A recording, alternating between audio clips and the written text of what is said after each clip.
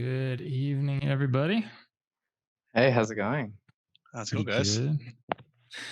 Ryan, how you doing? I am doing well. How are you doing? Doing excellent. Got that fiber installed finally. Keep teasing me. So rudely interrupted our Friday stream, but yeah, 900 meg down and up was worth it. So it's been a nice weekend. Yeah, my my Xfinity bill is $260 a month for unlimited gig up and like 25 up and a gig down, which it never achieves. And I was looking at the stats for some other neighborhoods. It's like $50 for fiber up and one up, one down, gig up, gig down. It's like yeah, I'm getting mine for $49. Oh man, just the brutality of it. Kitty Spaz, how are you doing? Are you asking if it was a cool opening? I think it was a cool opening. Hey, Kitty. Thanks, Debbie. Yeah. Fiber here, if you get 100 megabits, that's considered like real top of the line. So gigabit nice. isn't even a thing in Australia, or like only for, businesses in the CBD. But okay. Yeah, 100 is like really good internet here. Most people are on like 12 megabits or something like that, or that's the average across Australia. How do you even play a game or download a game on that? It's a bit of a nightmare, yeah. I'm on 100 here with like a pretty reputable ISP, but I'm one of the lucky ones. We're still doing a rollout of our national broadband network, which is like the cable network, but they're using like mixed technology, and because it's gone through different government like changeovers and stuff like that, it's just like a drawn out nightmare. It's been in the works since 2007. Ooh. And it's still not fully 13 years and coming. Yeah. And there's been like so much change to technology since then. Yeah. There we have. Yeah. I did a test on Friday after they installed it, and I got 930 up and down with a ping of 2. So it was. That's very nice. That's very solid. Yeah. Yeah, it is. Well, I guess let's get people in here, and then we'll get started. Kristian, definitely thanks for joining us tonight. We're really excited to have you on and to be today, or today, today for you, tonight for me. Yep. Touché, sir. But we're excited that you took the time out to hop in and kind of talk through your project. So we're really excited for that. So I'm looking forward to digging in a little bit, and I'd say we're about ready to get started here. Why don't you just give a quick introduction to yourself, your product, and then we'll dive into some questions. And for viewers, you guys are welcome to ask questions as well. Jeremy's going to make sure that I don't hoard all the questions for Kristian. Cheers. Yeah, so my name's Kristian Kebbe. Lucen is the game that I'm working on. I started developing it sort of mid last year, and I post devlogs on YouTube, and it's an action adventure game where you have to go explore the wilderness and ask the old gods to help restoring light to your village. So it's got some exploration and combat. Yeah. Excellent. So let's just kind of get started a little bit. So for those who don't know, Kristian did start getting involved in this stuff back in the about 3 years ago. When did you go to CG Spectrum? How many years ago was that? Yeah, in 2017. I'm pretty sure. I think. Yeah. Time's gone pretty quickly. Yeah. Yeah. So anyway, so he started there in special effects, but really your passion was gaming. Is that correct? Yeah, pretty much. So I studied the Houdini course through CG Spectrum, and there's a lot of crossover with visual effects to games, and Houdini turned out to be an awesome tool for games, and that's ultimately like where I wanted to be. Yeah. So after working a little bit in the visual effects industry, I decided to take the leap. So what tool sets did you decide, you know what, I need to I need to go start here, and I want to do that and leverage that into this game design. So what game engine did you use? And obviously, I'm sure Houdini factored into that decision. Definitely, yeah. So even before I joined CG Spectrum, when I was sort of trying to figure out what I wanted to do, I knew I wanted to do CG of some sort. I played with Unreal Engine and like dabbled around, learned a little bit, and that sort of is what I've always used as a game engine of choice. It wasn't because it's better than Unity or anything like that. It was just what I gravitated towards. I liked the idea of blueprints. And once I actually decided to learn Houdini and found CG Spectrum, there's a lot of similarities between how Houdini's node-based system works and Unreal's. So it was a lot of sort of crossover there. So it made sense to go with Unreal as the game engine when I decided on one for Lucen. Awesome. So let's, Jim, why don't we pull up Lucen and go full screen on us and show the trailer for that? All right. Let's do share.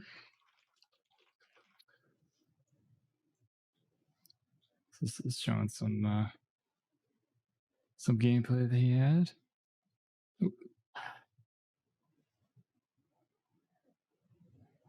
Just that's 1 second. Yeah, sure. Why don't you kind of just talk through about the game as we're watching what you're seeing a little bit?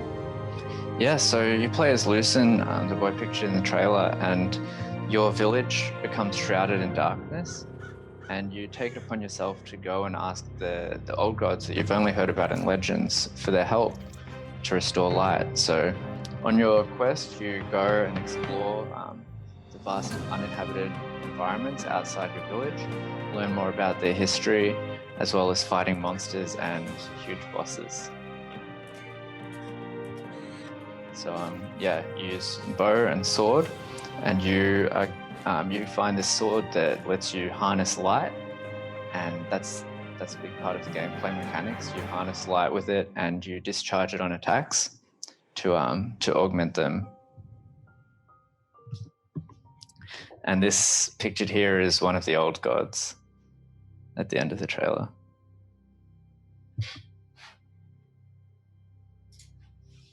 So what was the light mechanic inspired by? So thinking up this game, when I was a teenager, a few of my friends and I, we sort of were brainstorming what our ideal game would be. And we thought of this idea where your village sort of becomes shrouded in darkness and you have to go and ask the old gods to restore light to it. And with their blessing, I sort of took that idea and ran with it with Lucen and decided that this that light would be sort of the underlying theme of the game, and that all the energy that your village uses, everything is based on like these stones that sort of absorb light, and this sword is made of the same thing. So it sort of absorbs light from the environment, and throughout your exploration and questing, you find sort of other orbs to use with it that augment it further with elemental abilities and stuff like that. So for the creature design, where did you get a lot of inspiration for that? Lovecraft is the biggest inspiration in terms of like the Cthulhu head and the big old god at the end. I really like that sort of cosmic horror aspect, and the without going too much into the story, there's definitely some themes borrowed there as well, not just in the character designs. So touching on that, I think when we talked about this before, when we got a chance to kind of connect, but there definitely is some very clear, I think, odes to certain games. When I looked at this, we talked through some of that, but what was some of the inspirations, mechanic wise and visually, that you took from and finding the feel of Lucen? Sure. So, visually, Rime and Breath of the Wild are ones that I'm inspired by the most. I really like the shading and lighting in Rime. That's been a big inspiration. And for the combat, Devil May Cry, growing up it was one of my favorite games when I was a teenager. Played it so much, and the combat is definitely inspired by that. I love the combo system of games like Devil May Cry as well, like Bayonetta and Nier Automata, those sort of games. That's what the combat is most inspired by. Yeah. So you kind of have an Eastern, an Asian flair from the combat perspective with a Western flair for the art a little bit. I guess Breath of the Wild is Eastern as well, but like rhyme and things. It's definitely a nice merger of the cultures and some of the gaming cultures that happen. Thanks. The lighting looks phenomenal in the product. Tell us a little bit about using Unreal Engine and the process for getting using Houdini and into Unreal. What were some good things and some challenges in that process? So the things that I like most about using Houdini with Unreal is that you can sort of just quickly iterate on things and utilize Houdini Engine to speed up that process as well. So for instance, I have a tool that I made in Houdini, a digital asset that I can then open in Unreal using the Houdini Engine plugin. And that creates my landscape and populates it with all these scatter instances. And I can then sort of pick Unreal actors, so like static meshes that I've made, enemy characters, pretty much anything, visual effects, sounds, whatever, and just say, okay, this scatter is that, it's a tree here, enemies here, and it will procedurally populate the entire landscape. And same thing with the materials and grass, everything like that can be defined just in the one asset. So that's sort of vastly sped up the workflow from doing it manually. Absolutely. So So I was wondering, I'm putting the links to all this stuff in the chat, so you can check that out if you want as well. Yeah, if you definitely give them a wish list follow too if you guys are interested in the product. That as a developer always helps Steam. So I guess one of the questions that came to my mind too when I was looking through this and looking at the amount of work that's in this product. Tell me about the team. I know that this is basically your baby. So what else do you have beside yourself on the team, and kind of walk me through just what that looks like from a team makeup, outsourcing if you're using outsourcing, those kind of process. Yeah, so the development and assets, I'm responsible for all of them. And the team members that I have now are a composer, Lucas Peel. He's a fantastic composer. He did the music for the trailer, as well as some things that I've been teasing on Twitter.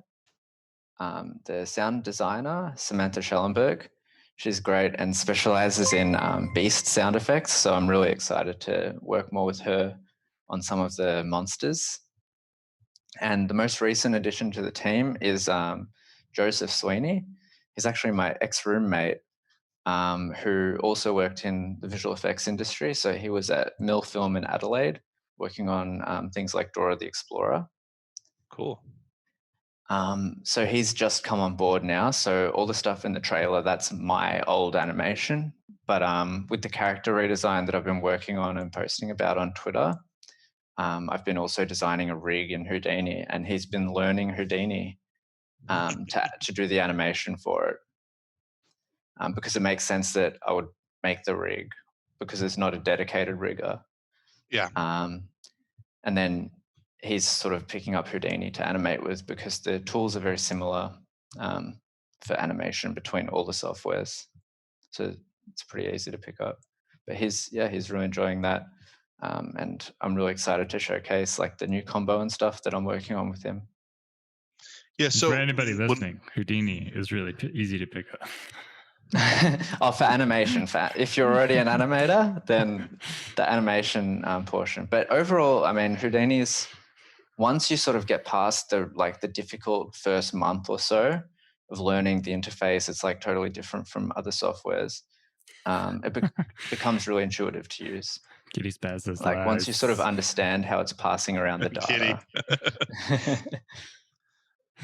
Yeah, so understanding the flow of Houdini, basically. Exactly. Once you get over that hump. So I guess my next question I have is when I definitely, the creature side of this and the rigging side and the animation side. Walk us through a little bit of the bipedal and then the monsters that aren't bipedal. The two differences and the challenges that those present, both in Houdini and in Unreal, if there is any in your opinion. Yeah, sure. So for Lucen, I've rigged him in Houdini. He's the most complex rig so far, the new version of his character, because I've been working closely with the animator to sort of put all the rig controls that he wants in there and just make his job as easy as possible. So in Houdini, it's quite a complex setup, but it's just been built on sort of as I've started rigging him. And the way I'm doing it in Houdini is I have a reference rig. So I have the base skeleton, and then I've referenced the rig over, and I'm constraining all the bones. So I can just add controls, add new stuff without affecting the base skeleton. So I can just sort of add any new stuff without having to change Lucen skeleton and base animations.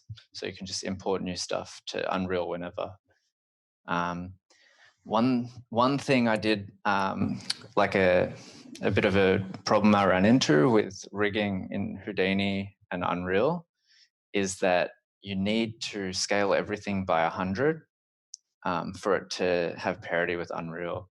So I spoke about this a bit in the last devlog that I made, but if you don't scale everything by 100 on export before exporting, so I'm rigging and animating at 100 scale in Houdini. If you don't do that and scale up in Unreal, one of the bones will always be scaled by 100, and that affects things like physics and like if you do collisions with bones and stuff like that. So I learned that the hard way. But once I got past that, it's all fine now. I just scale up my models inside Houdini before I start rigging them, and then there's no problems. And it doesn't affect anything by scaling it up by 100. It's just bigger numbers. So the issue with the bone, did it affect the collision boxes specifically? Yeah. Is that the... Yeah, it affected the collisions, and also if you want to make a physics object in Unreal, so if I wanted to do like a like ragdoll sort of thing with Lucen, you go to make the collision capsules on him, and it's just like 100 times too big because the root is scaled by 100 in Unreal, and you can't just even get the collision capsule small enough, and then you go to simulate and the numbers are all wrong, so it's like bouncing everywhere and calculating wrong. It's yeah, it was a bit of a pain. And then I did this thing where I wanted to have the arrows that I was firing like attached to where they hit. So I was sort of like breakcasting to find which bone they hit on impact. And then they just kept hitting the root. It was because the root was scaled by 100, and it was the only thing that the arrow was colliding with bone-wise. So once I realized that, I decided, okay, that's something I've got to change. You're like, I could fix this now that I know that. Yeah, exactly. And yeah, changing it is pretty easy. It was just like about not like figuring it out. Yeah, and for the animation for Lucen inside Unreal Engine, I've recently, with the new character design, taken advantage of this system in Unreal Engine called Advanced Locomotion System 4. It's a like a free asset on the marketplace. It's like fantastic. It has procedural pose blending, IK, like omnidirectional movement, like different rotation types, stances, everything. It's like a great framework to build up your character locomotion on. And yeah, I've been using that. It's really good. So what is something, obviously the bones, you talk about the scaling up of the bones. What is, if you could go back and change and fix one thing in the development process you've learned now, what would that be and why? I'd probably make Lucen the way he is now. So instead of having to redesign the character, just do this design the new one from the beginning.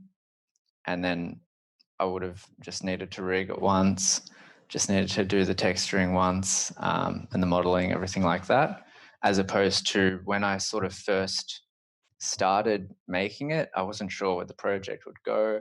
It was almost just like a placeholder.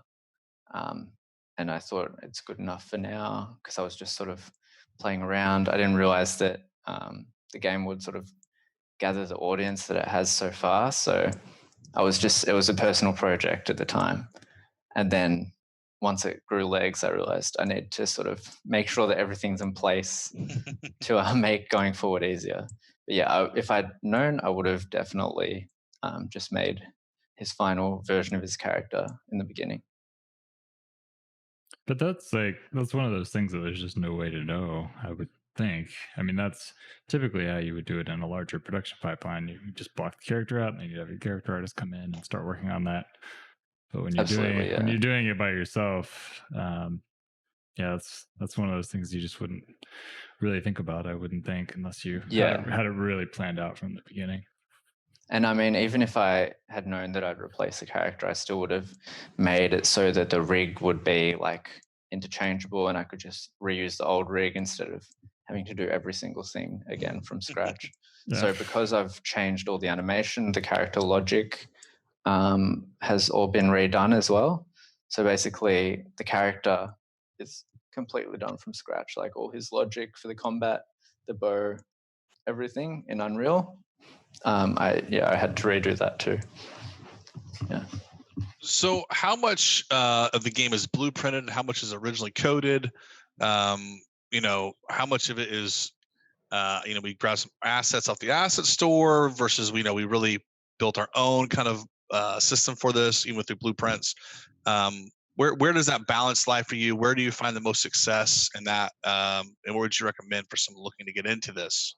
Let's call it a loaded question.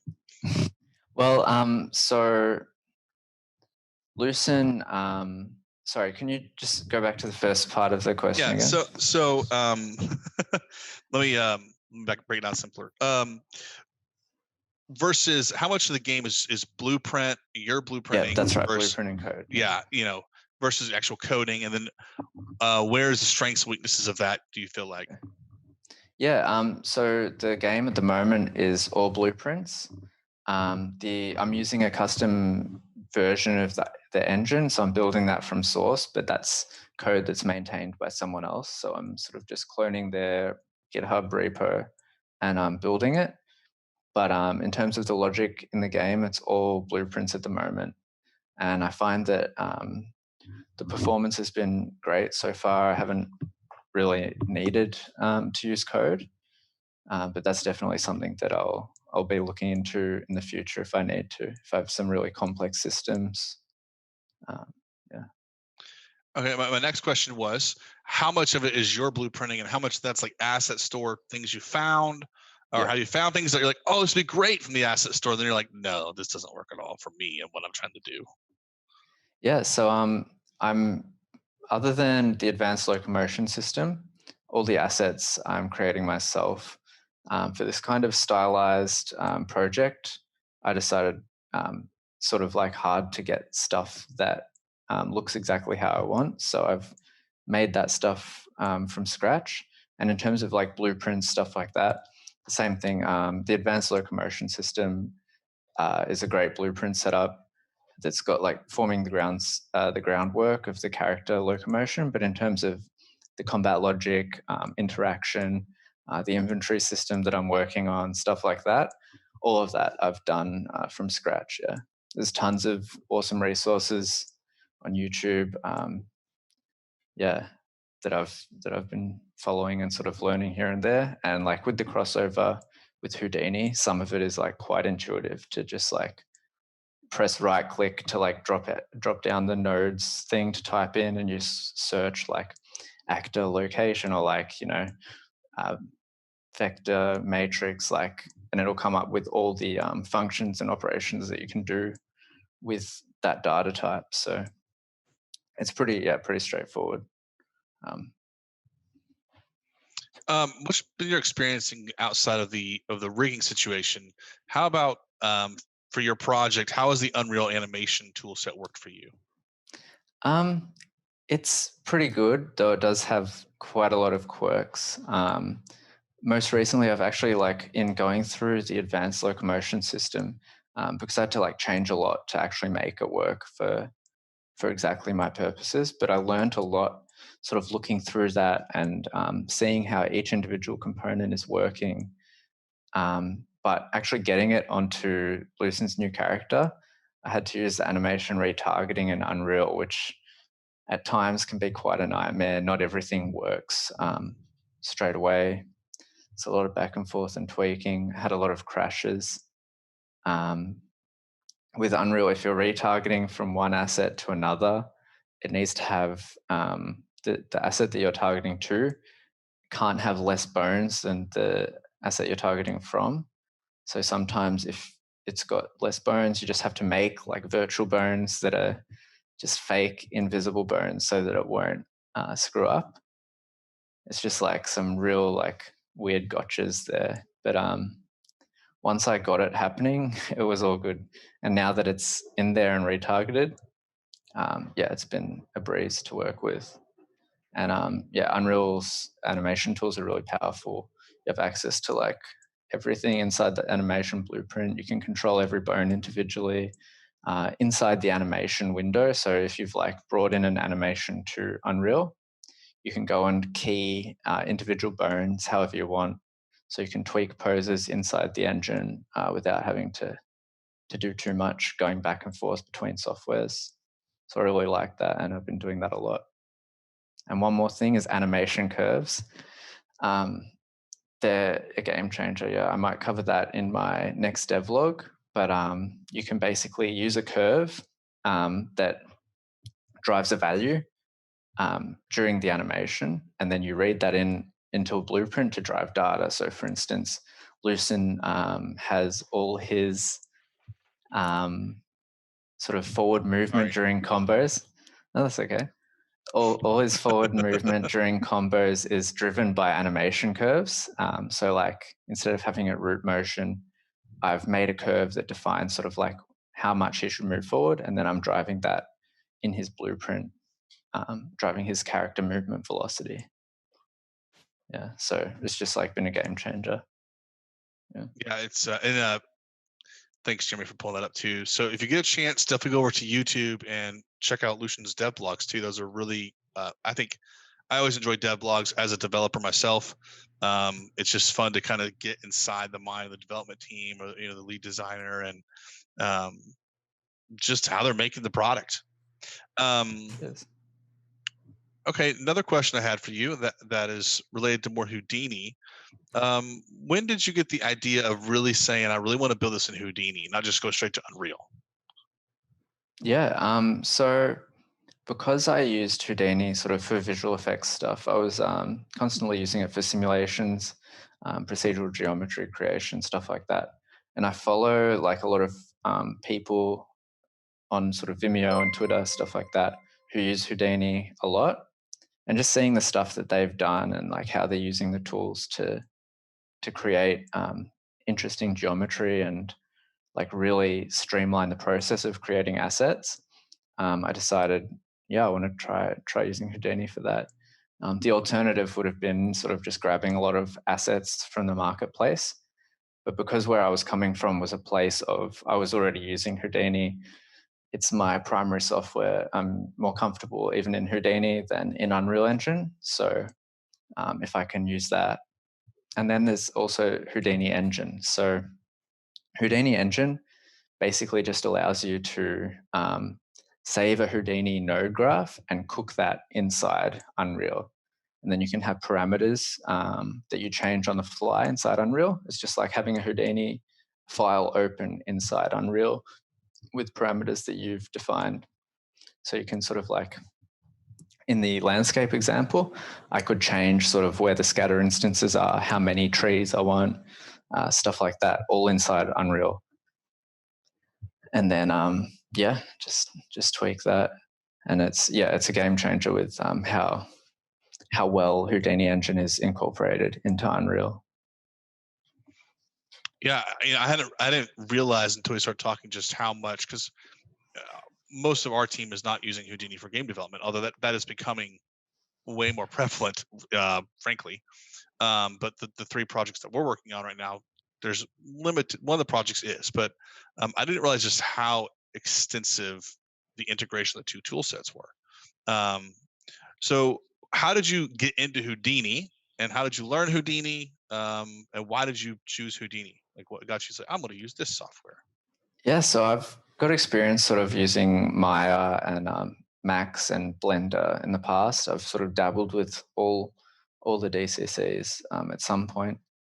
And then when I was using Unreal sort of end of 2016, I think, before I decided to start learning Houdini, I was sort of looking around for what kind of software I can learn to get a job.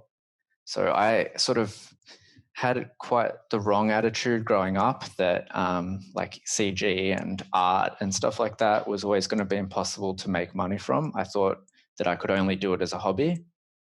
And it wasn't until I sort of really dedicated myself to doing it that I realized that's not true at all, you know. So Houdini was the software that I saw, and I was like, oh, okay, I can get a job in the visual effects industry with this. Effects artists are in high demand. And I thought, I've always sort of, yeah, I've always enjoyed doing like smoke simulations and stuff in like Maya and Cinema 4D, that sort of thing.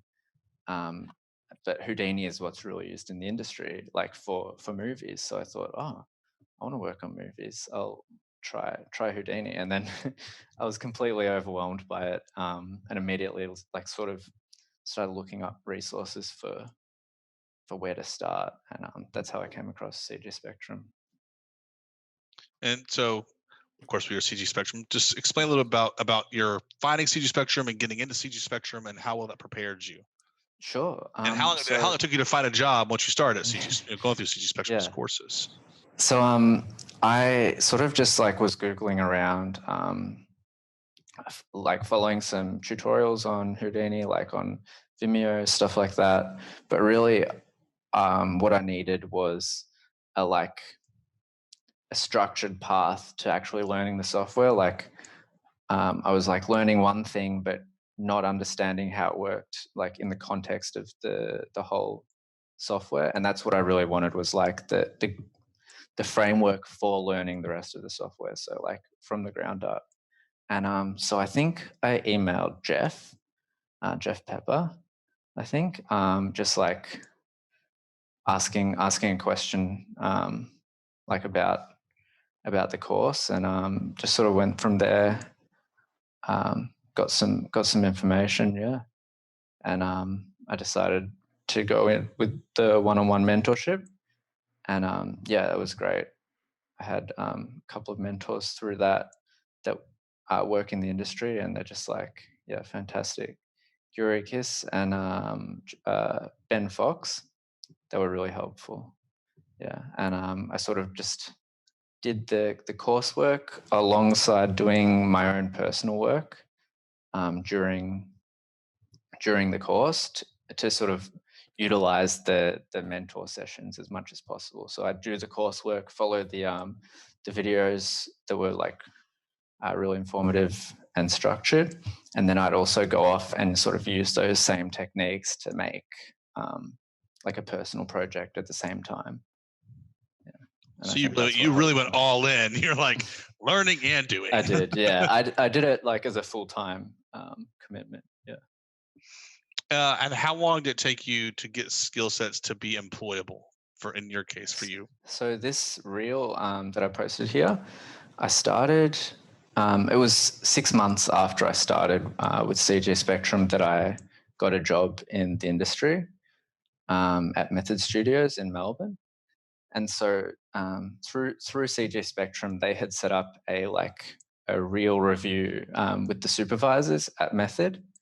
And there was no sort of like guarantee of, you know, anything. It was mostly to like get feedback and stuff like that, being early on in the course.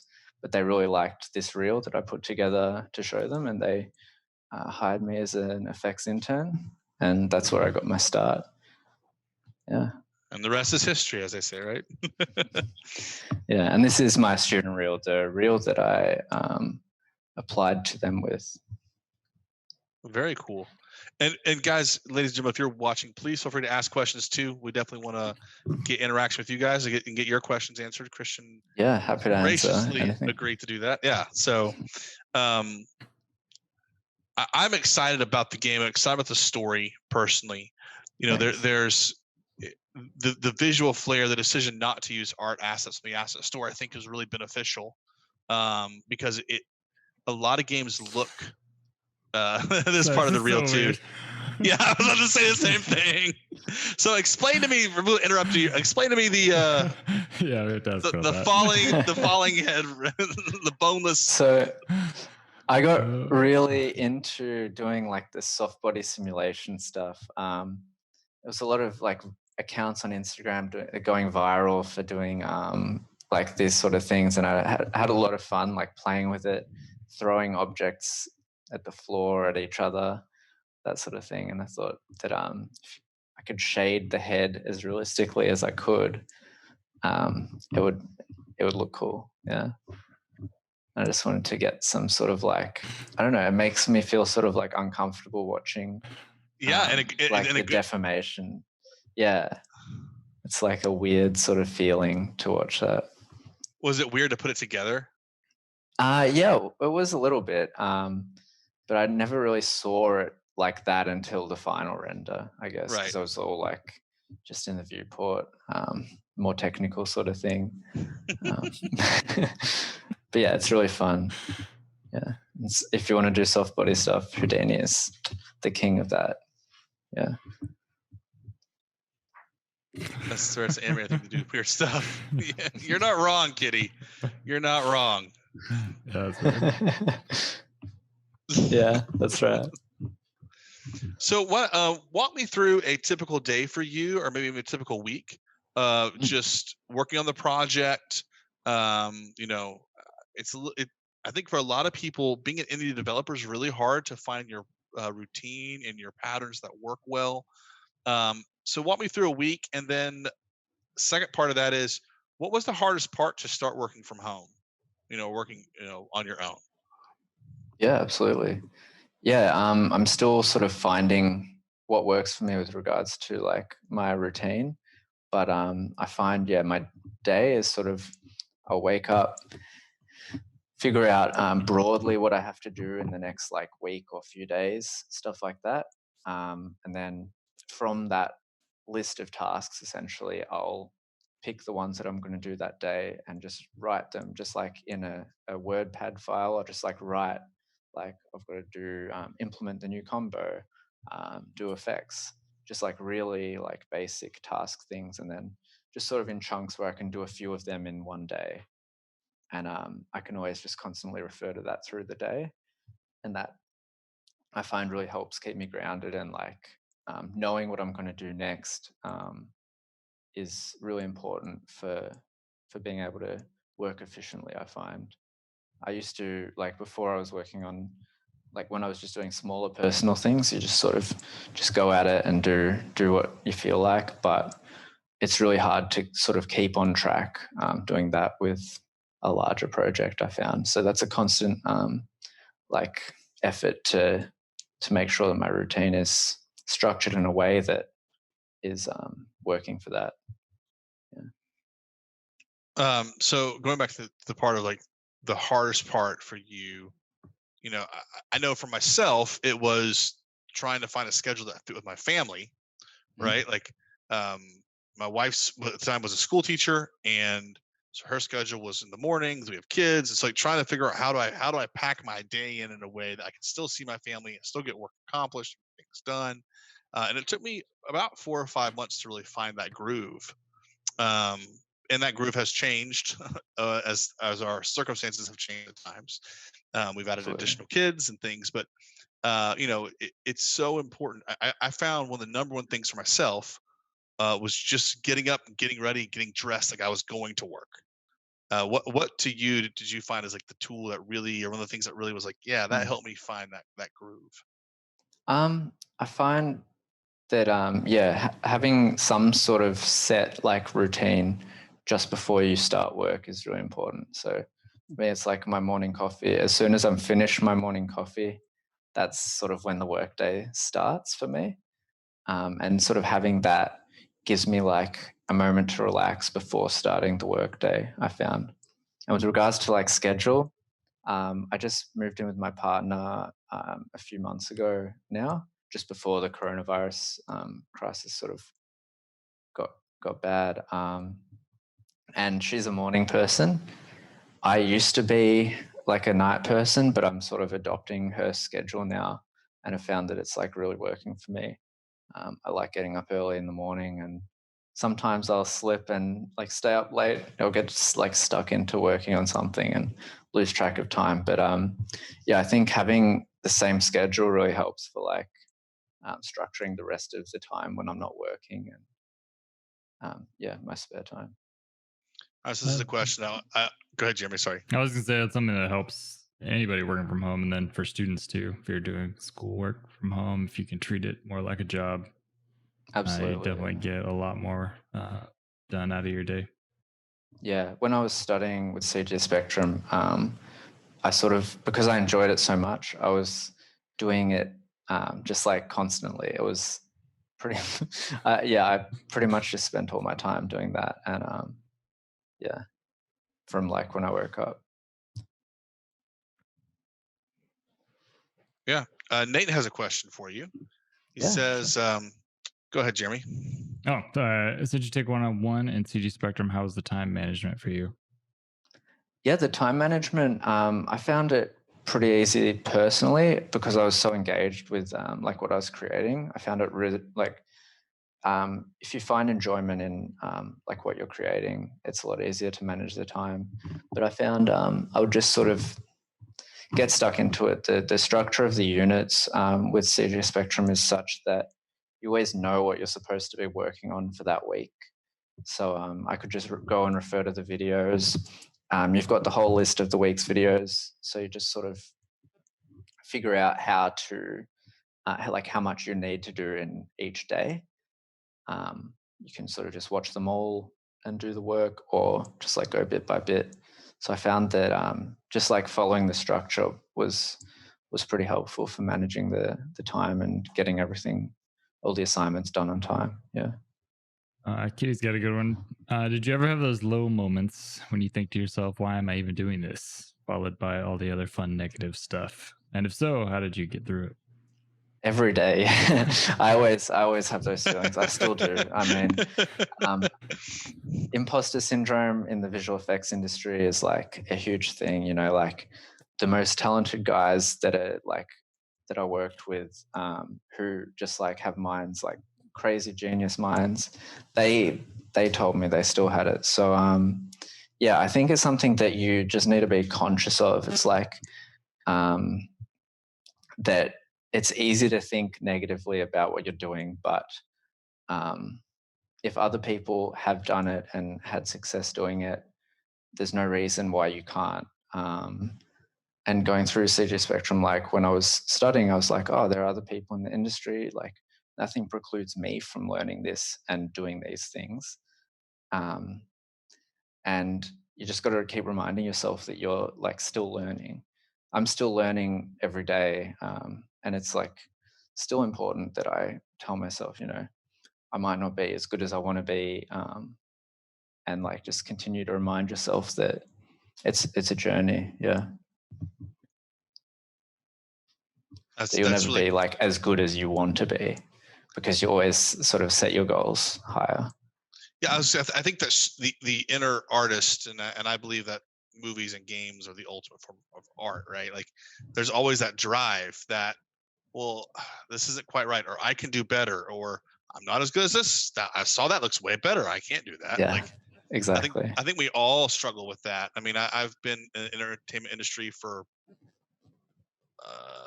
closing in on 16, 17 years, and I still wrestle with that. I mean, I still get frustrated. I think that it's always about picking yourself back up. It's not, you know, and not exactly. not letting yourself stay in that place of negativity. You know, you know, got to break out of that and say, sometimes it's a choice. Sometimes you literally just say, I am not going to think about this anymore, and I'm going to just take the next step. Absolutely. Yeah, so I definitely understand that. One of my favorite quotes, Idris Ilba talks about like swimming. Like he always just never looked ahead. He saw the shore, saw the mountain, but just keep swimming.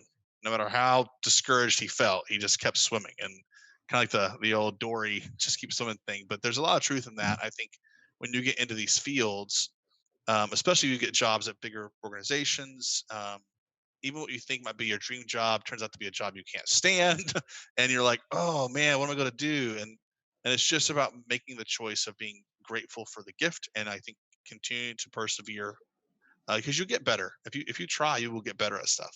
That's Absolutely. that's my view of that. Yeah, and don't compare yourself to other people.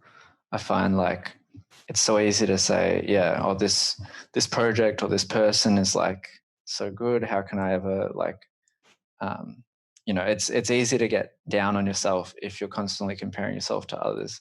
But I think just like focus on being the best you can be, like at that point in time, will help you like work towards where you want to be. Yeah. And find your support community too, I think is important there. I mean, absolutely. no matter what part of the industry you're in, no one's doing it by themselves. All of these projects have anywhere from a couple people in their group to 1,000 people working on these things. So you don't have to go it alone. And big time. Finding people there to kind of lift you up and that you can bounce things off of really helps. Yeah, I agree. And your support group doesn't have to just be industry professionals. It can be people around you. It could be a mix of those things, right? So it does help to have, I think, someone in the thick of it, though, that can relate sometimes. Definitely. Who's your favorite Discord mod? Hey, Cass. I can't pick favorites. I love you all equally. That's funny. Yeah. Cass is one of the mods in Discord. Well, and that's a hard gig too. And by the way, Cass, you're part of the support group he's talking about. Yeah, absolutely. Yeah, the mod chat is. Yeah, it's a huge part of that. Yeah, our community manager is like worth his weight in gold, and then whatever the rarest metal you can think of is. I just having that connection with the consumer or the customer or the player, whatever term you want to use. Those are such vital parts to us as developers and creatives, because it's really hard to maintain all these facets. That's an interesting part. Let's talk a little bit about, Kristian, just about the marketing side, Kickstarter, kind of some of the goals. How have you got Lucen out, and what have you done to kind of build the community?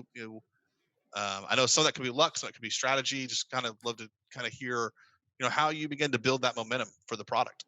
Sure. So sort of initially it happened out of the blue, where it got like more popular than I had anticipated, which was when I posted very early on in the development in sort of like October or September last year, in like a Facebook group for indie game devs. And then from that did an 80 level article. And that was sort of like what brought a bit more attention. And I like totally wasn't expecting it. I just wanted to share, what I'd been working on. And from there, people said, oh, you should make devlogs, make a Discord, this sort of thing. And I thought, okay, I'll give it a try. So I started making devlogs, and that's sort of where a lot of the community formed around that. And people joined the Discord and started talking about the game and making really good suggestions and just showing enthusiasm. And that's sort of, it's been a big motivator and also really helpful for like drawing more people in and like getting more eyeballs seeing the game. So the devlogs have been a really big part of that. Yeah, I think that's always a good way to provide value immediately. Right. Like Yeah, showing the exactly. process is something everyone's very interested in, and that goes for kind of any kind of online marketing or streaming stuff. Just being able to provide that value quickly, and I mean, even just watching them, like I need to pay attention to what they're saying. Like they're very, they're very interesting to watch with what you're Thanks. doing. So I can see how that would really catch on quickly. I appreciate that. Yeah.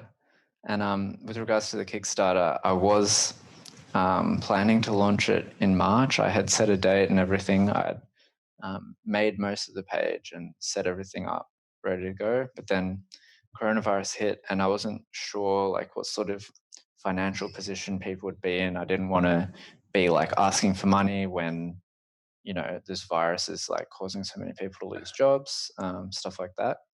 So I decided to postpone it. And I don't have a new date or anything like that yet. But because I've like changed quite a lot since I was going to launch it, like with Lucen's character remake, rework, that sort of thing, it's sort of like a bit further off than I would have liked. But yeah, it would have been nice to run the Kickstarter, but I sort of decided at that point not to. Yeah. So how large is the world currently, and how large do you plan for the world to be in the sense of scale? Just Yeah. So I'm working on it sort of like in separate areas at the moment. But ideally, I want the world to be sort of like under 10 kilometers squared. It's going to be like a relatively small open world. The narrative itself is linear. There will likely be side quests as well, but the narrative itself takes you through a very set path, and the world is sort of existing to facilitate that, not necessarily like be like a huge thing.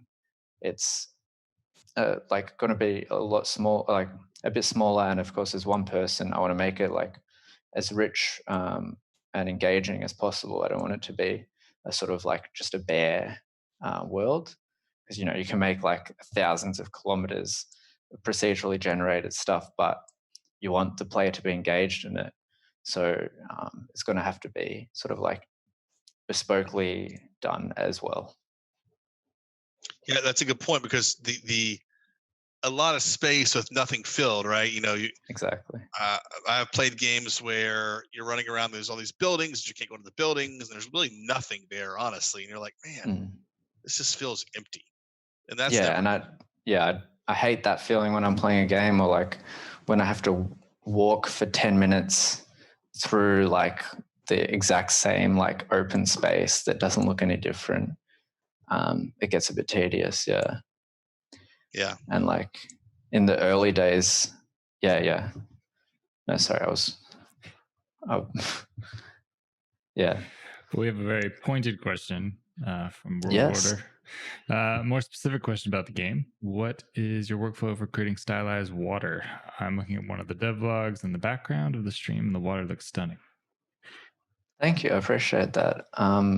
There's a few different shaders that I'm working with at the moment for the water. I sort of haven't landed on the exact one that I'll be using in the final game, but the main parts of the water are the foam and the water itself. So for the water itself, it's a matter of using like a normal map, and you can manipulate that using flow maps and stuff like that. And that sort of gives the texture to the surface of the water. And then it's just about the shading properties. So the color and like the roughness and specular values, sometimes translucency, as well as like a depth fade for the color you can do. So that will sort of like make the deeper areas of the water a different color, like you'd naturally see like in the ocean or a stream. And then the foam itself, I'm using the distance fields. So I use mesh distance fields to you basically sample the gradient and the distance. You don't even have to sample the gradient most of the time, but you can sample the distance to. So in this one that's actually on the screen at the moment, it's sampling the distance to the mesh of the ground, and based on how far it is from that, it's drawing it's like changing the shader to be solid and have this just white material around there. And that's like for this specific water, that's like the main feature as I see it. That's like my favorite part. Yeah, and there's quite a few resources. If you look up distance field water or depth fade water on YouTube, there's like a few people have made some videos on how to achieve that. So yeah, it's interesting the different styles of water. I've seen it Unreal before, and it's fascinating just the creative difference that people bring to the products, in my opinion. Absolutely. So kind of going back to the game, let's just kind of talk about. Actually, sorry, one more thing. Yeah. Rime. If you look up Rime water, I think that the visual effects artist who worked on Rime actually uploaded an example file of a similar shader. So that's definitely worth checking out as well. Sorry to interrupt you there. No, that's a great resource. no disagreements on my part. So going back to the game, talk a little bit about the how much of the game is done right now. What are the challenge? Well, let's do this one at a time. How much of the game is currently developed? In the sense of towards the core product of release. It's relatively early on, I'd say. At the moment, I'm focusing mostly on just getting the core logic together. So the combat systems, the inventory system that I'm working on, and like crafting and questing, that sort of thing. So I'm in the process of sort of wrapping those up into like systems that I can continue to add to during the development, but the core of those systems is sort of like almost there. In terms of environment, I've got like quite a few assets that I've been making, which I'm showing the devlogs, of course. Once I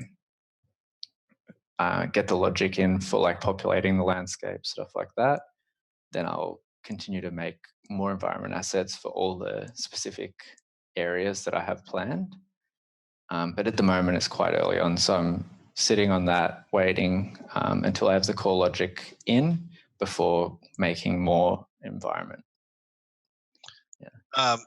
Follow-up question to that is, how many biomes or regions do you plan to have in the product? Sure. So at the moment, there's probably like 6 or 7 like distinct areas that I have planned that you'll sort of go throughout your travel. They sort of blend into each other because it's like an open world. So you'll go from the forest into a clearing to like a mountain, and it will like all sort of go together. But Lucen has like distinct sort of parts that he travels through. Yeah. What do you see coming up ahead as some of the challenges from a development perspective, like that you say, man, this is going to be a hurdle for us? I'd say the main thing for me is time, because it's like a small team and I'm the only one making assets, that sort of thing. The time it takes to just create those and like create the environments, play test it, make sure that it's something enjoyable, create the enemies, that sort of thing. That's the main chunk of where the work is like creating the assets. Once the core of the logic is done, that's actually going to be like a relatively smaller part of the work, because asset creation is like something that takes the most time, which is going back, that's why I use Houdini, is because a lot of it can be proceduralized. So I can have like a rock generator, or like for the ruins, for instance, I can have like one kind of process that I just feed in a shape to, and it will like crack a pillar and like chip that and then create all the maps that are needed to apply a texture to it or create the material in Unreal. And then I can just process like tons of pieces of geometry in that same style. So it's like once I create one asset, I can much more easily create multiple. So that's been a ton of help. kind of that rapid prototyping and then refinement. Exactly, yeah. And I can like apply that on a large scale to multiple assets. Very cool. I think we've talked about this before, but in the sense of the main storyline, how I know this is flexible and can change our development. But what's your kind of target goal to be able to tell the story of Lucen? How long is the story going to range, you think, for players? At the moment, the first playthrough, I plan first playthrough of the story for it to be around 4 to 5 hours, and that's like without factoring in like side quests, stuff like that. So around 4 or 5 hours, yeah. And that's yeah, ideally, like I'd like to have tons of other side content, and again, that's a time thing. Where Sure. if I get the time to create a lot of side quests and stuff, I'll focus on that as well. So like a successful Kickstarter could increase more content potentially, or different things like that. Yeah, exactly. So Jeremy's going to play it. No excuses. Yeah. So we just had our last stream was talking about, Jeremy was saying that he really, as a full-time person working along with a family, these giant like open, Skyrim 400-hour games, he just doesn't have the ability to start them. And he was really wishing there'd be more of the 5 to 15-hour gameplay opportunities, where I could sit down, play a story, get the experience. So you have hit Jeremy's sweet spot. I know. I'm excited. Thanks. Yeah, I actually, one of the things that I too like have prioritized throughout my gaming history, like for single player games, I really like to be able to finish a game in like 1 or 2 playthroughs where it's fresh on my mind. I will just like immerse myself in the game for a day. I really enjoy like that. So whenever I used to get like new games when I was when I first got my PS3, for instance, when I was a teenager, me and a friend, we used to hang out and just like play through single player games together, like take turns mission by mission and just really like absorb the story in one go. I really enjoy that. Yeah, that's cool. And it's cool to see that enjoyment, take hold and take root in your product, right? In your game. Yeah.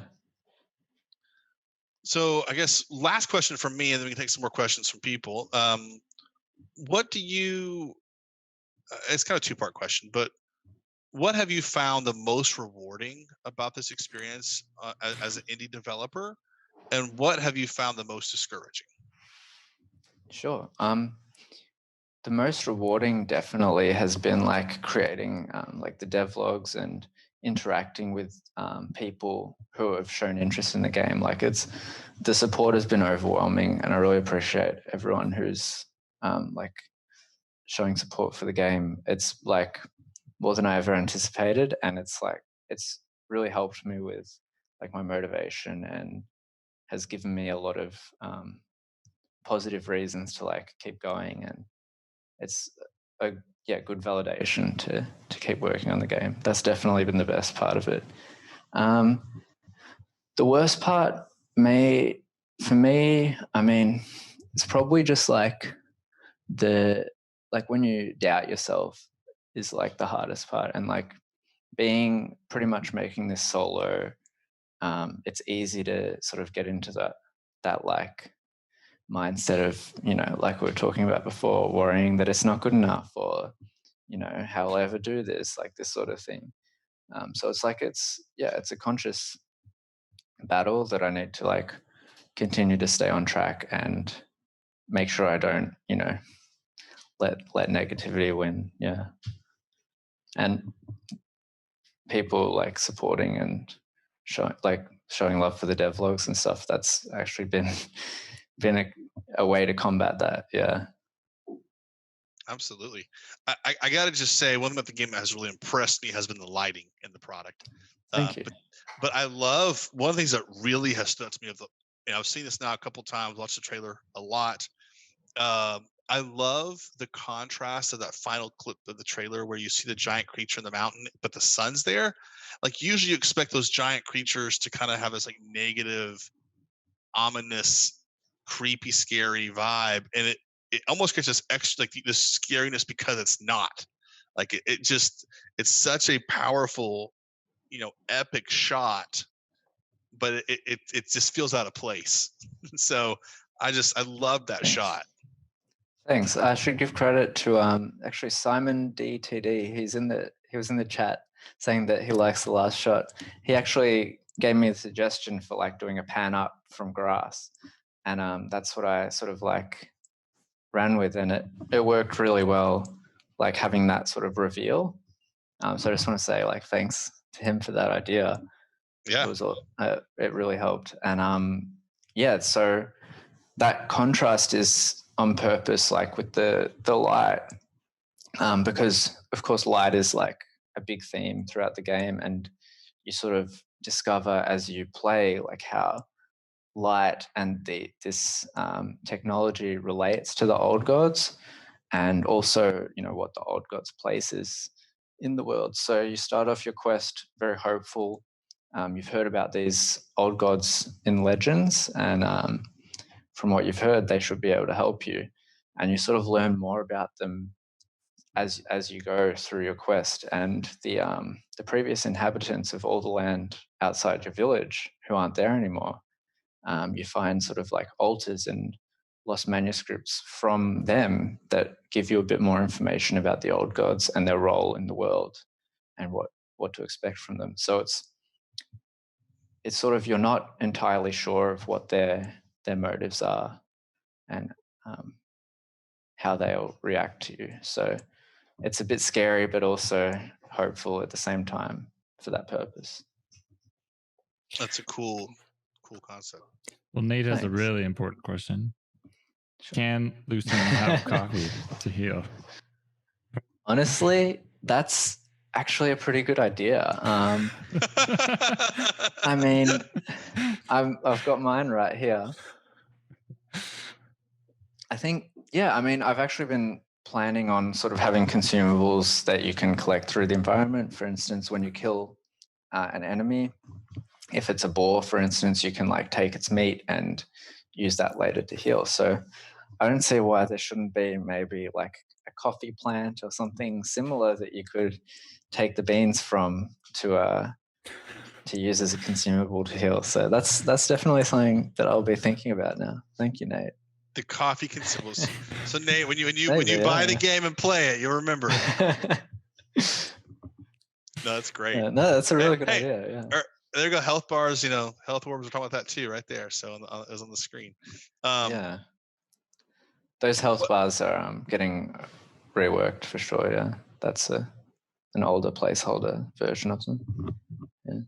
Looking at my coffee now. Nice resi. I think.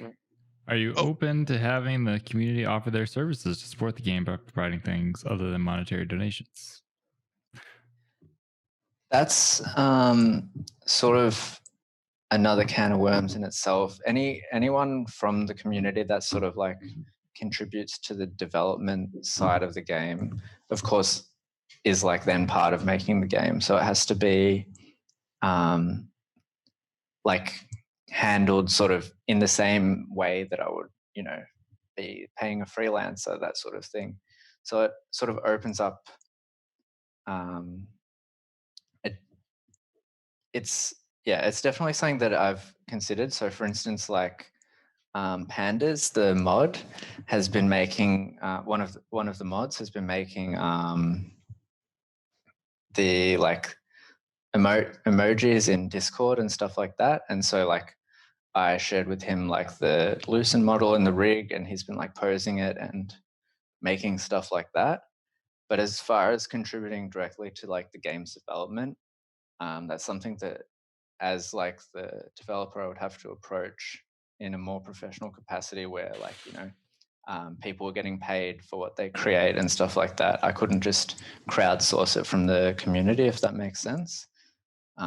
Because I want everyone, like if people were making things, I would, of course, want to pay them.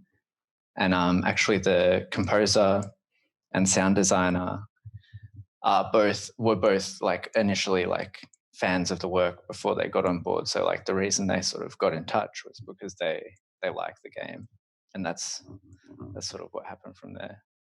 Yeah. And there are tons of talented people in the community who are like working on their own games or making their own models, stuff like that. So I'm definitely open to working with people, yeah. But just not like for free, because that wouldn't be fair on them. Yeah. Yeah, so how would you say someone would get a hold of you, but like become part of the community first and maybe establish themselves a little in bit? Discord.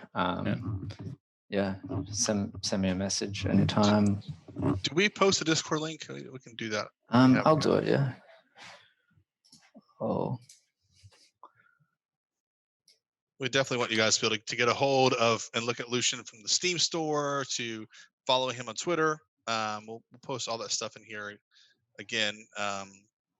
And for those of you guys who are watching on our video on demands or VODs afterwards, definitely make sure you go over, like I said, on Twitter and Discord and touch base with Kristian and follow the dev team. They have a dev blog going as well on YouTube. So there's some really cool stuff going on. We highly encourage you all to check it out. Kitty's asking about tea as a consumable. Sorry, tea? Well, that's, I mean, maybe there could be tea plants and also coffee plants. Yeah, I'm not averse to that. But root digging, dig some roots up for tea. Yeah. For the coffee, you could just munch on the beans, but the tea, you'd have to, go to the stream, gather some water, and then brew it. That might be nice. She's asking, I know a lot of bigger studios have people work in the studio. However, with the pandemic, there's been questions of allowing people to work remotely when the game, when the world goes back to normal. Would you consider having people work for you remotely? Yeah, so because it's quite a small team at the moment, we're actually all remote. There's no like real studio location for Lucen. So everyone who's working on it is already working remotely. So yeah, absolutely open to that. And I think because the team is like from all over the world, it makes sense to do that. So the sound designer, she's in America. Lucas Peel, the composer, is in Germany, and the animator Joe is in Melbourne, but maybe Sydney soon. So yeah, everyone's from all over the place. So remote is the default for us. I think that'll be more the new norm, frankly, in my opinion. Yeah, exactly. Especially for indie teams. Yeah, absolutely. It's pretty common. Kristian, is there anything that you'd want to share that maybe we haven't asked about, or anything you want to touch on?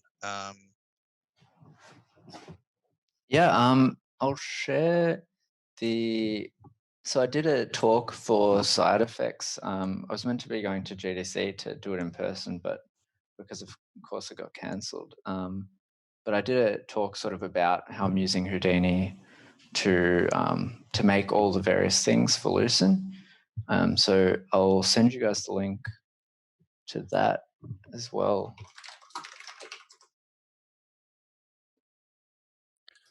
Yeah, we got the Discord link right there. Okay. There's there you go.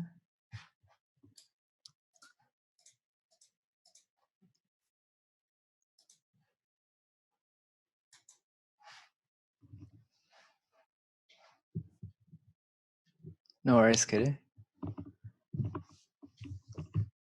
Awesome. Yeah, I've just sent you the link for that that talk as well. Post that in the main chat. I use the YouTube version of it. Yeah. That's a pretty fun honor to get to speak at GDC. I'm sorry that they got disappointed. Cursed COVID-19. It's unfortunate, but Side Effects did an awesome event for it where they sort of set it all up to be broadcast on YouTube and premiere on YouTube. So people were in the chat talking during the talks, and like for my talk, I was in there, answering questions, stuff like that. It was a good time, yeah. And I had a lot of fun putting it together as well. Even better. Yeah, everyone at Side Effects are great. Like they're all so supportive, and like it's it's a fantastic piece of software. Yeah. Usually I sort of grapple with software and end up hating it. Like I hate Maya. I hate like Adobe Premiere, for instance. Like software is something that you become used to, like that's Ryan's favorite, fighting against. But with Houdini, I don't have any of that. And same with Unreal, yeah. Adobe Premiere is like in the bane of my existence. Software. I really. Anyway, we don't have enough time left in the stream for me to go into my dislike of the. Anyway, I'm not gonna slam Adobe Premiere. It's got a lot of great things. We have personal challenges. How's that? Yeah, I agree completely. Yeah, I use it for making the devlogs, and every time I make a new one, I say, "Oh, next time I'm going to use Resolve," because I just get fed up with it. And then by the time it comes time to make the next devlog, I'm like, "Oh, I just want to get into it without having to learn like the new software and stuff like that." And then I regret it every time. So, yeah. It's exactly time to learn new software. I know this one in theory. Yeah, exactly. When it behaves. Yeah. Oh man, I can't. I've lost so many hours of work because of Adobe Premiere. It's just same. It's one of those tools. But to your point, every tool has challenges, right? But some are more stable than others. Yeah, and some are more intuitive. So yeah, I find like with Houdini specifically, the main thing that not the main thing, but like one of the things that makes me love it is that everything makes sense. So like once you understand like the framework that Houdini is working with, so like how data is passed around, everything else makes sense in the software. And like learning each node is just a matter of inferring from what you already know about the software. So I'm like each new thing you learn makes learning the rest even easier. Yeah. And I really like that. It's just intuitive to use. And same thing with Unreal. It's like once you understand the framework, then like learning individual new things is not as difficult. Right. Because you can sort of just say, oh, okay, based on what I did last time, this thing should work. No, definitely. Well, I think that's it for me. Jeremy, do you have any questions for Kristian? Not off the top of my head. I think that covered pretty much everything. So again, guys, if you get a chance, definitely hop over to Steam, put it on your wish list, give it a follow. You can do both. Follow. Adding to your wish list is one thing. Clicking the follow actually lets you get notifications from the developer, so he posts dev blogs. We have an extra question here too. But please definitely support him. Hop on Discord. So I know that he will appreciate that.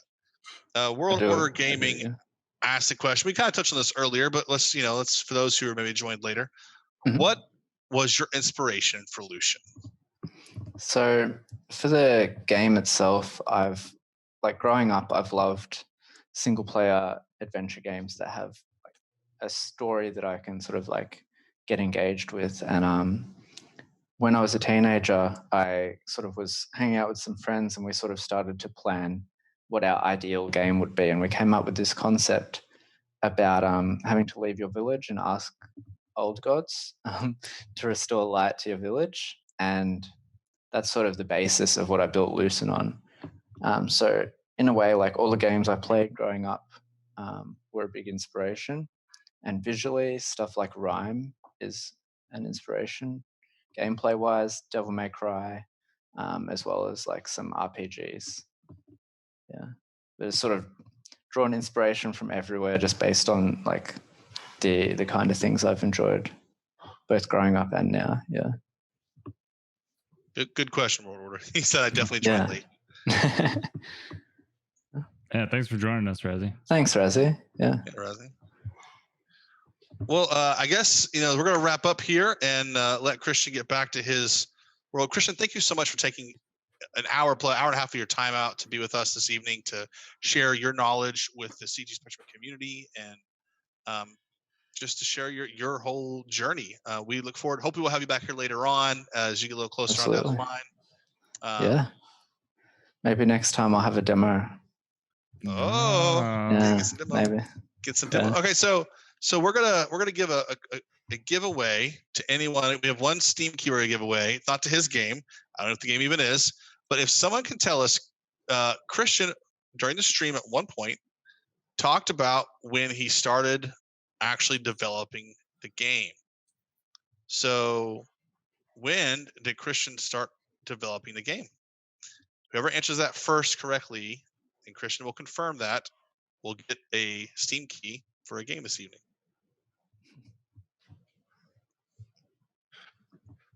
We need a little like timer music. Missing fun sound effects. The little Jeopardy. Yeah. Wait, was the question when I started working on the game or came up with the idea? Started working on the game. Okay. Yeah. Nate Spirit said when he was 16. Did he spaz when he was studying with CG? So when I was 16 was when I was like had the initial idea, but not when I started working on it. Yeah. And not when I was at CG either. No. All right, still waiting for the right answer. We're waiting here. We'll see. We'll give people another 30 seconds to put some questions, some answers here on the table. Kristian, again, we didn't ask this, but how often do you put a how often do you allow do you post dev blogs? How often do you touch base with the Discord community? And at the moment I'm not the favorite mod. I know, Cass. I thought you'd get it. No, I'm not the favorite mod. You have failed him for the last time, Cass. There's a hint. If you go to the YouTube channel, you can probably infer from there. But yeah, so I post devlogs at the moment. It's every couple of months I'll post a new devlog. I'd like to get it happening like once a month. But there's quite a lot going on with the game at the moment. And in terms of Discord, I'm in the Discord every day. I read what people write, and I try and like reply to everyone as soon as I can. Yeah, but I'm in Discord all the time. Even if I'm not typing, I'm reading everything that people are saying. So yeah. All right. Well, I guess we didn't get to give away any keys. No, people didn't have the answer. But that's okay. I think we're going to do a little raid, say hi to an amazing artist. Again, Kristian, we really, really, really thank you for your time tonight. It was Thanks. Awesome. Thanks for having me on. Space. I appreciate it. Kitty Spaz drops in 5 months ago. It's close, but it's a bit longer than that now. Yeah. August 2019. Cass is right. Yeah, Cass got it. All right, Cass. That's when I started. Cass, I'll get you a little Steam key. Hopefully you have Steam. Let's see here.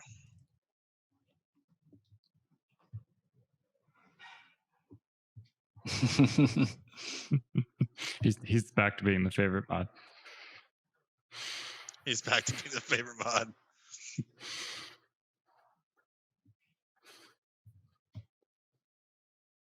Alrighty.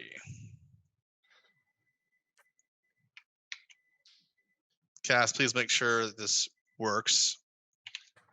There you go. We whispered it to you there.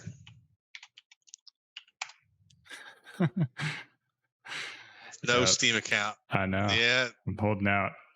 Hey, you know what? I actually got Crunchyroll accounts, and Jeremy Chin has yet to have a Steam account.